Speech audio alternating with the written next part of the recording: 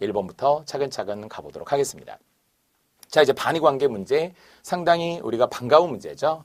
이론서에서나 즉 이론 강의에서나 아니면은 제가 또 이 어휘 특강에서도 이 어휘 간의 관계 이야기할 때마다 나오는 이야기죠. 거의 똑같은 문제가 실제 있기도 하고요. 자, 이때 반의관계의 성격을 물었다는 것은 둘 중에 하나라고 이미 머릿속에 이해하고 있어야 되겠죠.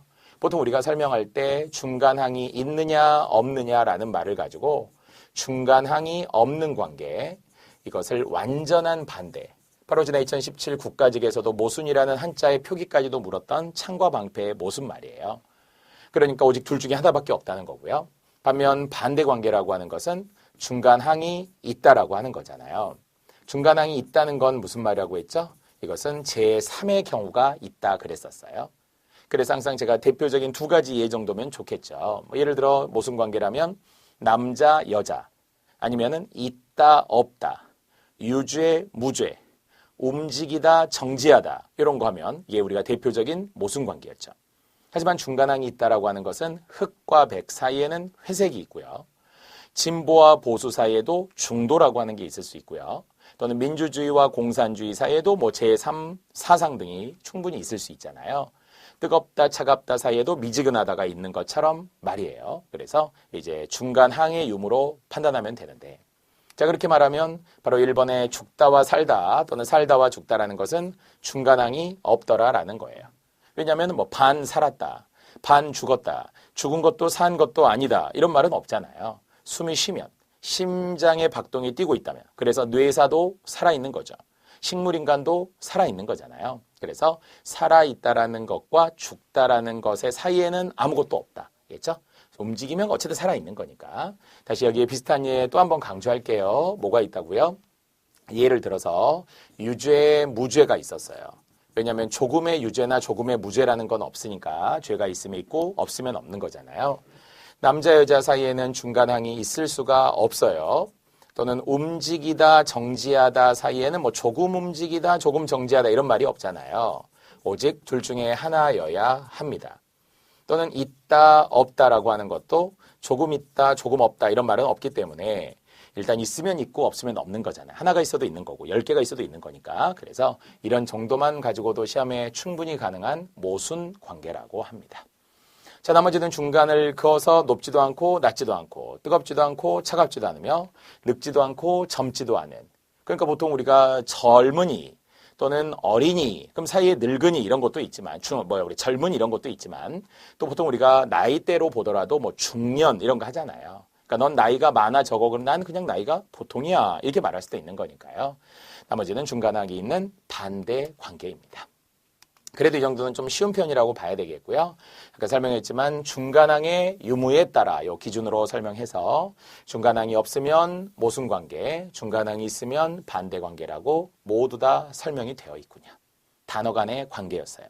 보통 우리가 단어 간의 관계에서 흔한 것은 유의 관계, 반의 관계, 포함 관계, 또는 뭐 인과 관계, 상보 관계 이런 다양한 관계들이 있는데요. 그중에 반의 관계를 기준으로 하는 설명은 최근 한 3년 전에 국회직 시험에도 출제되기도 했었는데요. 이 정도로 시험에 활용될 가능성은 충분히 있는 문제였습니다. 그리고 우리는 잘 알고 있는 문제였고요. 자, 2번입니다. 자, 이제 문제 속에서 단어 형성 원리를 물었기 때문에 벌써 딱 관심을 갖고 보시잖아요. 우리는 둘 중에 하나, 단어는 단일어냐, 복합어냐라고 시작을 했고, 다시 복합어를 합성어와 파생어로 나눴던 것이 충분히 예상 가능한 한 문제였습니다. 자, 그렇다면 이제 보기를 딱 하나 보는 순간 이미 우리는 알잖아요. 살구는 살구인데 야생의 살구다, 개살구다 이렇게 하잖아요.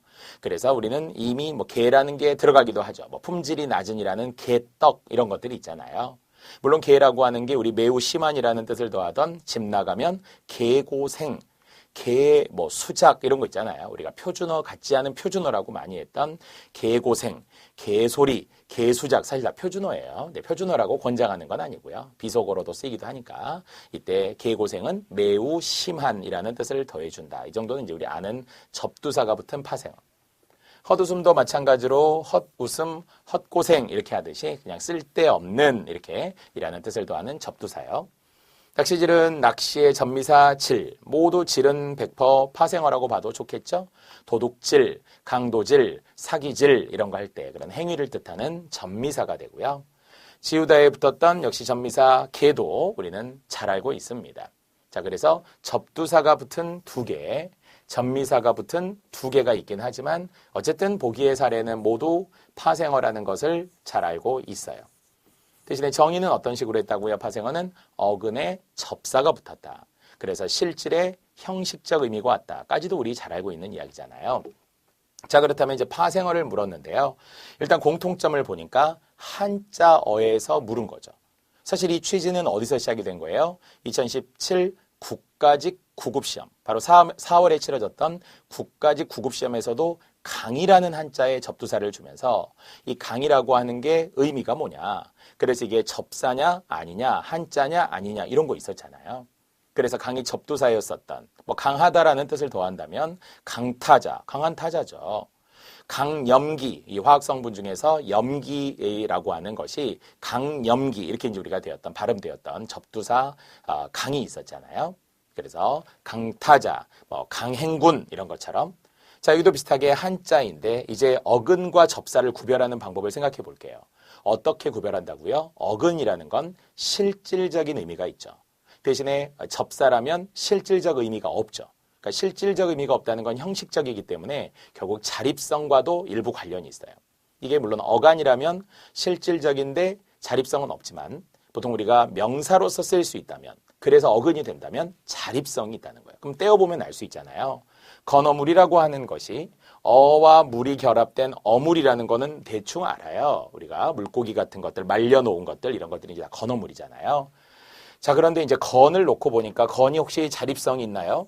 독자적으로 쓰이던가요? 그렇지 않다라는 거죠. 이것은 마르다라는 뜻을 더해주기는 하지만 자립성이 없다는 거죠. 얘는 건이라고 하는 게 자립성이 없다. 자립성이 없으면서 이것은 형식적인 의미만을 가지고 있다. 의존적이다. 이제 이렇게 되기 때문에 이것을 접사라고 해야 된다는 거죠. 그래서 해석만 한 거죠. 말은 어물 이렇게 말이죠.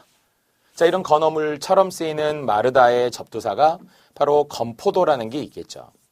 물론 이거는 순화어에 해당이 되긴 하지만 그래도 사전에 있는 건포도, 마른 포도 말이에요. 그래서 뜻을 더해준 거죠. 건, 가자미 이런 해산물들이 이렇게 말려서 이렇게 판매하는 것들 마른 오징어처럼 많이 있을 거잖아요. 이게 접사였던 거예요. 어떻게 한다고요? 혼자 올 수 없어서. 건 이렇게 올 수 없으니까. 태극기의 사괴인 건곤감리 이런 걸 말하는 게 아니었고요. 마르다라는 뜻으로서 보았을 때 접사입니다. 자, 그래서 답은 1번에 건어물이 되는 거고요. 하지만 나머지를 한번 구별해 볼게요. 자, 나머지를 보면 금지하는 노래, 곡이라고 하는 것이 여기서는 명사였다는 거잖아요. 물론 접사인 곡이라는 것도 사전에 있기는 하지만 정답을 찾기 위해서는 객관화해야 되기 때문에 금지하는 노래, 금지곡. 아니면 그냥 금지 빼고 곡이라고 우리 하잖아요. 야, 이 곡이 무슨 곡이야? 노래 되게 좋은 건데 어떤 가수가 부른 곡이야? 이거 하잖아요. 먹는 곡이 아닙니다. 그래서 곡 자체가 명사로서 가능하죠. 한자음도 마찬가지로 음이라는 것이 독자적으로 쓰이잖아요. 음이, 소리가 이렇게 이야기하잖아요. 그래서 음과 뜻이 있다. 우리가 독자적으로 쓰이니까 얘도 명사죠. 명사면 다시 한번 자립적이고 실질적인 어근이라는 거고요. 핵폭발의 핵이라고 하는 것도 실제 우리가 핵무기에 쓰이는 핵이라는 단어이잖아요. 학생들이 요즘에 핵노잼 이런 거 하던데 그 핵노잼은 사전에는 없는 거니까. 하지만 핵폭발할 때 핵도 역시 핵이라고는 핵무기 할 때 쓰는 핵을 사용하고 이런 것들이 이게 명사였겠죠. 역시 자립적이고 실질적인 의미, 곧 어근과 어근으로 이루어진 합성어라는 거예요. 나머지는 파생어. 대신에 공통적인 건 뭐라고요? 한자로 이루어졌기 때문에 학생들이 종종 질문하거든요. 한자인데 접사인지 어근인지 구별하기 어렵다. 그러면 자립성과 실질성을 보라고 했어요. 자립적으로 쓰일 수 있다면 그것은 명사. 그러나 뜻을 더해주기 위해서만 붙였어. 그때에서는 뜻을 뭔가 자립성으로 쓸 수가 없어. 건인 어물 이런 말이 없잖아요. 말은 어물 이렇게 우리는 풀어서 이야기하겠죠. 그것이 바로 접사라는 겁니다.